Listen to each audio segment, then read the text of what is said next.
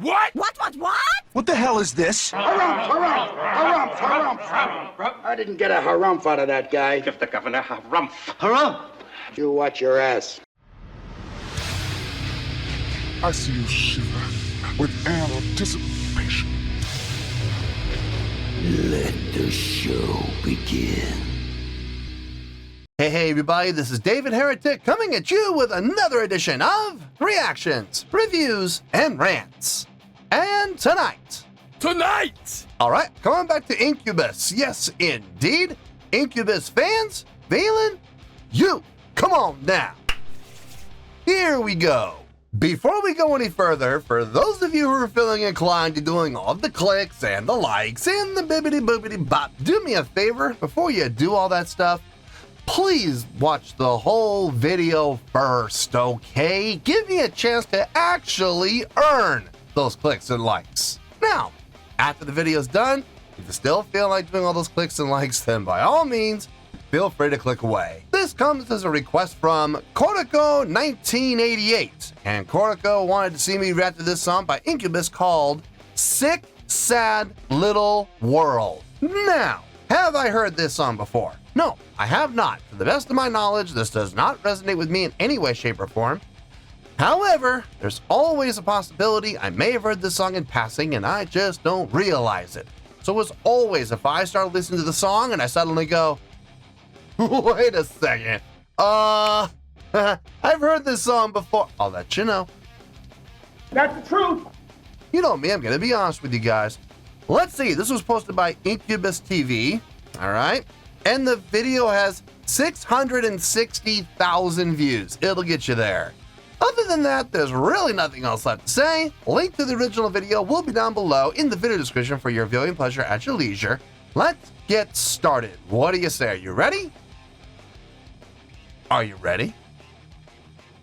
Because here we go. All right, here we go. Sick, Sad Little World. That's all I got. It does say Incubus up here. Look, this is the link I was given. So if we're not in the right spot, don't blame me. Blame Cortico. She's the one who gave me this link. All right, let's do this. All right, boy, let's do this.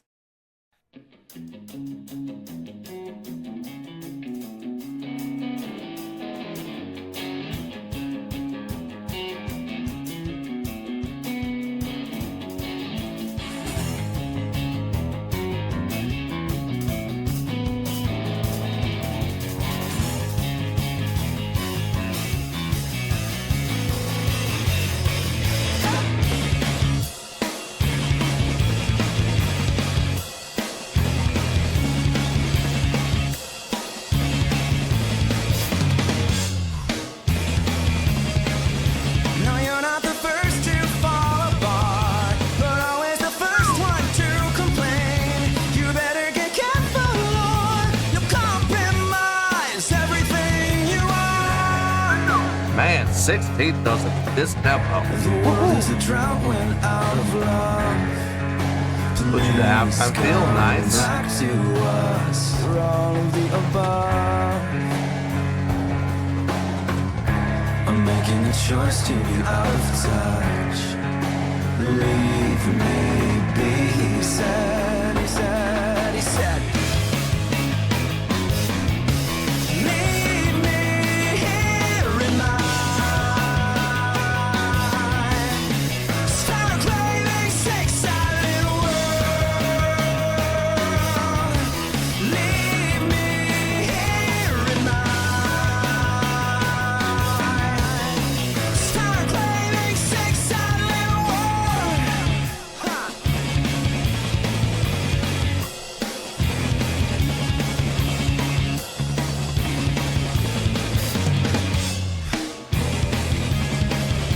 I've never had unmade confidence. It's more than I would care to explain.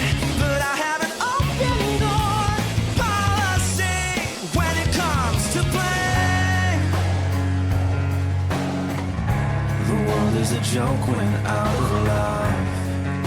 Please come back to us. They're all of the above. The 4. I'm no choice to be out of touch. Leave me be, he said. 6. Leave me here in mine. Start playing six-sided world. Leave me here in mine. Start playing six-sided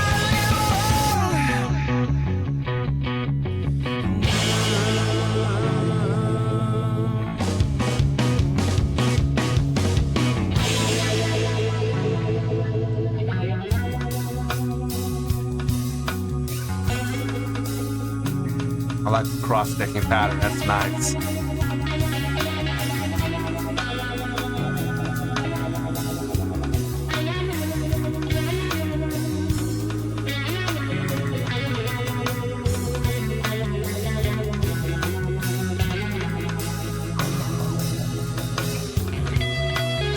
Oh, guitar solo. I'm willing to bet. Let me back up.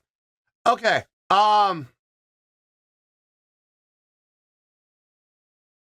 They've utilized straight time, double time, and halftime in very strategic ways. Chorus, double time. No problem. The halftime section is utilized in the pre-chorus, and then the main riff / the verse is in straight time. Cool. I like it. It makes things real easy to see as far as, you know, where we are within the song. Are we on the verse? Are we on the pre-chorus? Are we on the chorus? Very easy. All you got to do is follow the feel. Are we in straight time, half time, or double time? Makes life simple. It really does. Utilizing that 16th note pattern at the tempo that we're at. Dang,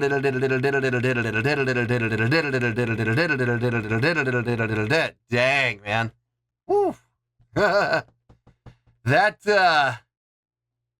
gotta say, that's pretty impressive. And the reason it's so impressive, now granted, I understand this is a studio recording, okay? And there is such a thing as cut, take two, you know, or if it's more modern Pro Tools, like after the year 2005 Pro Tools, don't worry about it. We'll punch it in. We'll just cut. We'll just find. We won't even punch you in. We'll just find a riff within the pattern somewhere else in the song where it's clean, and we'll just copy and paste it. You know, easy. You don't even need to play it again. Good old Pro Tools. Anyway, but here's the thing: they still have to play it. You know, now if this were a live recording. If this were a live performance and they were playing it that tight, that accurately, that quickly, I would be more impressed. I would absolutely be more impressed. But the truth of the matter is, in a studio setting, you still have to be able to play it, right? For the most part. Like I said, there's going to be some flubs probably, and they can fix it in post, not a problem. But you still got to be able to play like 90%. Accurately, right? At least I hope so. If they play the song live, they have to. So, like I said, if this were a live performance, I'd probably be a little more impressed with it. It still sounds really cool, man. It really does. That 16-note pattern is being done well. It is clean. It is tight. I just wonder how much of that is assisted with the use of Pro Tools. I don't know. Maybe there is no assistance. Maybe they are just that clean. I mean, it's very possible. But I like everything I'm hearing. I don't have any complaints about the song at all. I love that breakdown section. I think that might be my favorite part of the song. The breakdown section where they brought it down, drummer switched to that cross-sticking pattern, and guitar and bass playing in unison. That was nice. That was nice. Kind of Chili Peppers-esque. If I mean, that's just what I'm hearing. I'm not saying that's a fact. I'm not saying that, but I'm hearing definitely a little bit of Chili Peppers influence with that guitar and bass unison line over that cross-ticking pattern. So I think that's pretty cool. Nice little tip of the cap if that is the case. All right, guitar solo section, I think. I think it's a guitar solo. Let's find out.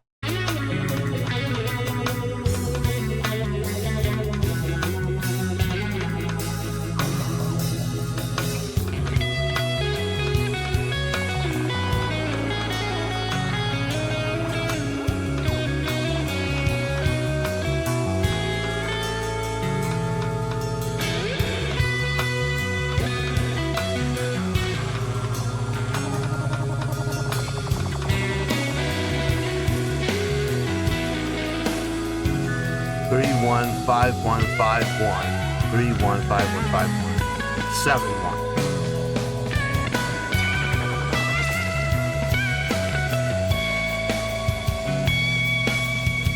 With that third, for that fifth chord.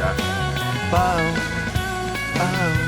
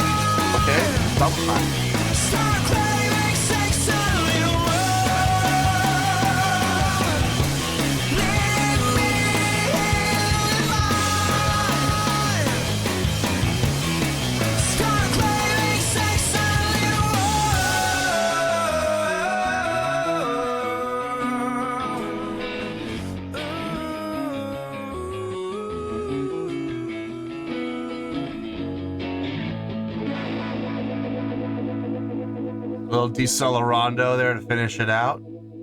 I like that.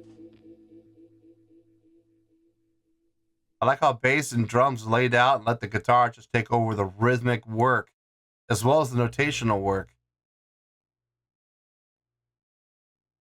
It was just guitar and vocals, and then vocals laid out and just guitar finished it out with that nice little decelerando to that sustain with the wah wah wah with the wah. Yeah.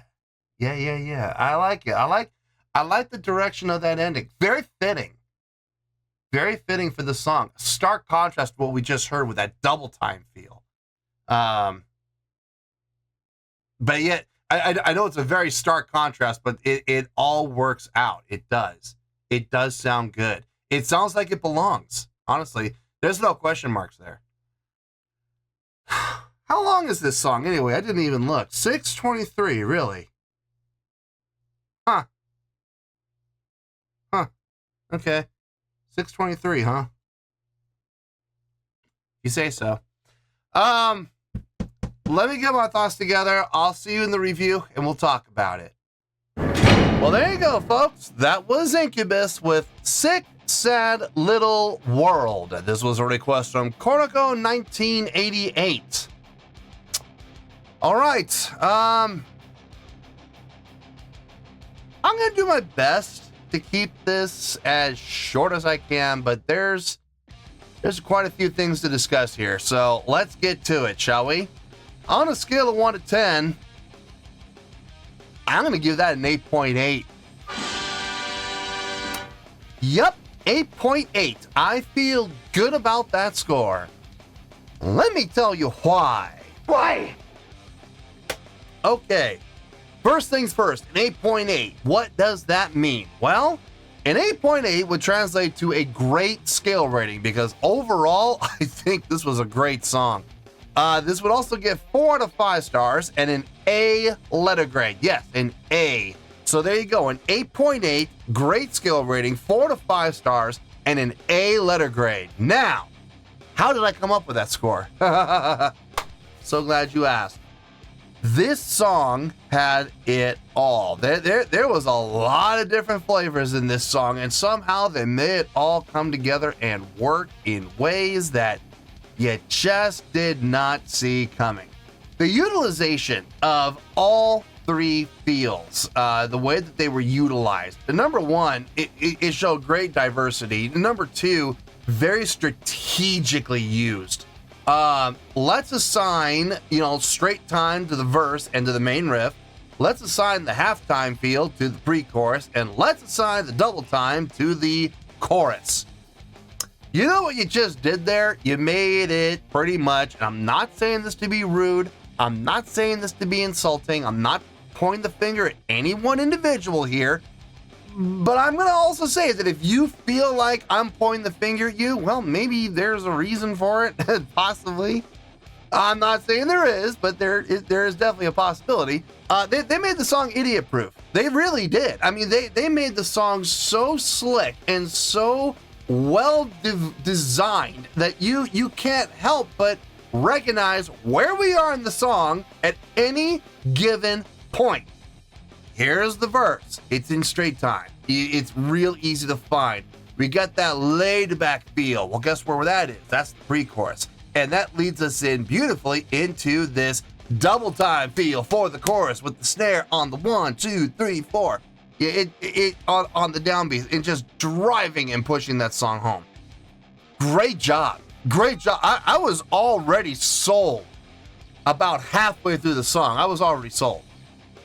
Then we got to that breakdown section where we had the guitar and bass working in unison, playing the exact same notes at the exact same time, while the drummer switched gears completely from a straight feel, whether it be straight time, double time, or halftime feel, instead of just, snare work, using the common snare hit, switched to a cross-sticking pattern.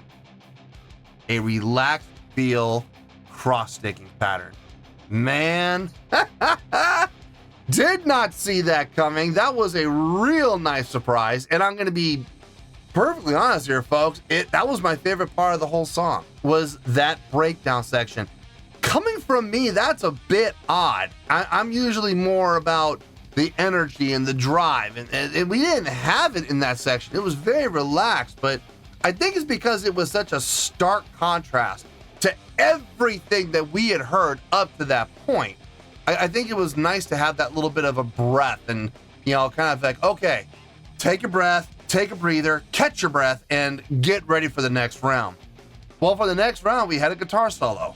Now, here's where things got really interesting. I caught 2 very distinct guitar players in that guitar solo. The first half of that guitar solo, that sounded to me, that sounded like Al Di Meola. I'm sorry, but that was absolutely Al Di Meola's style. A lot of that sliding back and forth between notes. Wow, wow, do-do-do-do, wow, do-do, wow, wow. Just a lot of sliding between 2, always between an integer. Always between not just an integer, 2 integers if you want to be specific. It's like a whole step as opposed to like a half step. But it's always on the whole step.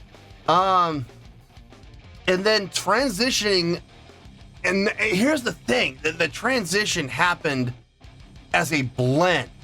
It didn't just shift gears. We didn't go from Al Di Meola to the next guitar style just like that. No, we blended. And we slowly transitioned from Al Di Meola into Joe Satriani. That was really nice. When I'm talking Joe Satriani, I'm talking Flying in a Blue Dream, maybe just before, not exactly Surfing with the Alien, sometime after Surfing with the Alien type of feel. You know, the album, the live album that he did, it was a live EP. Oh God, what was the name of it? Not Of This Earth. What was the name of it?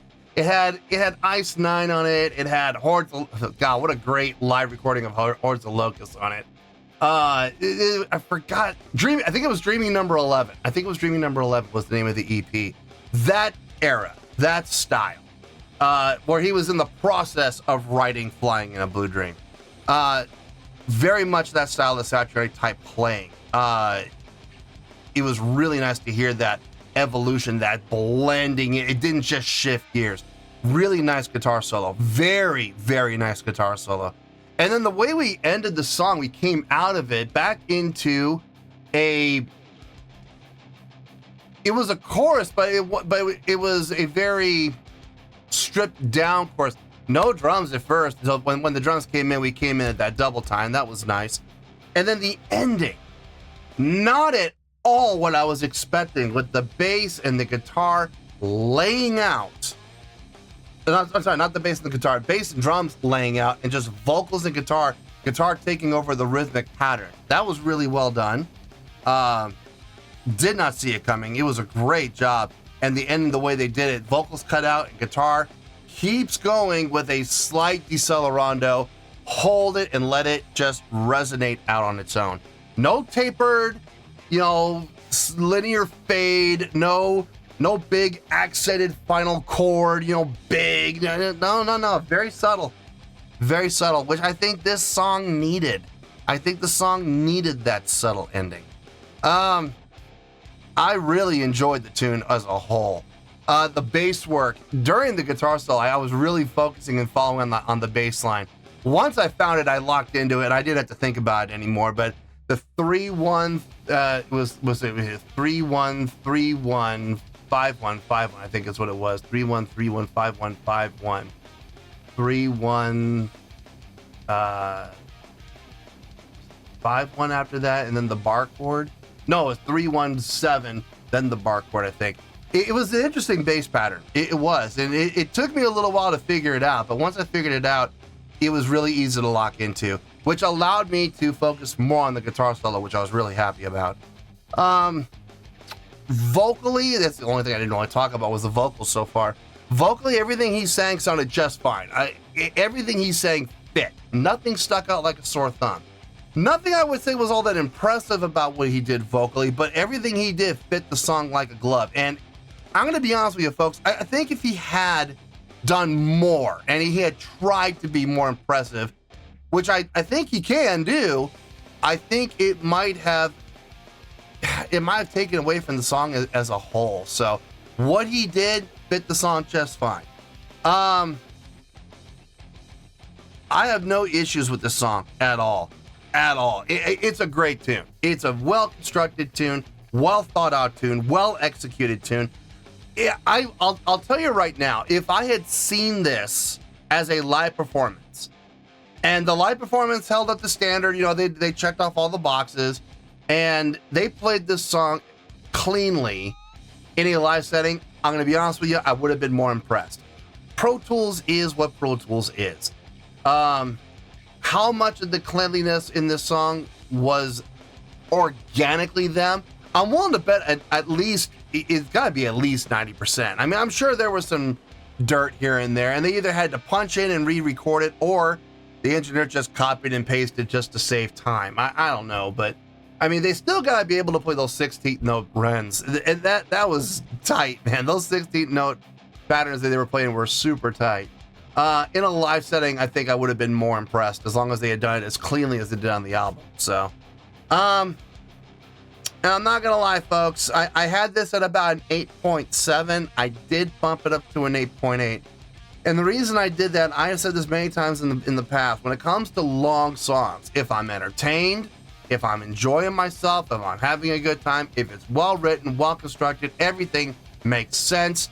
I have no problem with them. As a matter of fact, I've even said this many, many times in the past.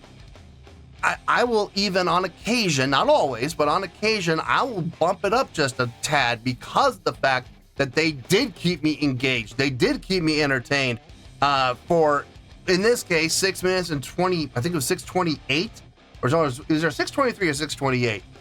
It's over 6 minutes. And the fact that it was able to entertain me and keep me engaged and, you know, just be as well written as it was for over 6 minutes, yeah, it deserves a little bit of a nudge. So I bumped it up to an 8.8 for that reason. And I know people might complain about that, and to those people, all I can say is, too bad, it's my channel, I can do whatever I want. So yeah, 8.8, I feel good about that score, and that's where we're gonna stay. So let's wrap everything up here in a nice shiny bow, shall we? We have an 8.8, which is a great skill rating, 4 to 5 stars, and an A letter grade. Take your pick, I don't care, whichever one of those floats your boat. Final word, final score, I have spoken. Well, that's gonna do it for this edition of Reactions, Reviews, and Rants. Hope you all enjoyed the show. Hope I was able to entertain you.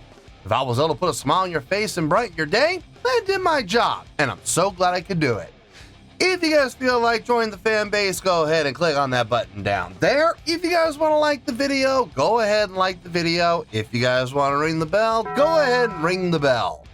It honestly doesn't make any difference at all to me, but if you guys feel like doing these things, well then by all means, feel free to do so. Well, that's going to do it for the night, folks. Thank you very much for watching, and as always, this is David Heretic signing off, reminding you to stay fabulous and support each other. Later. Peace.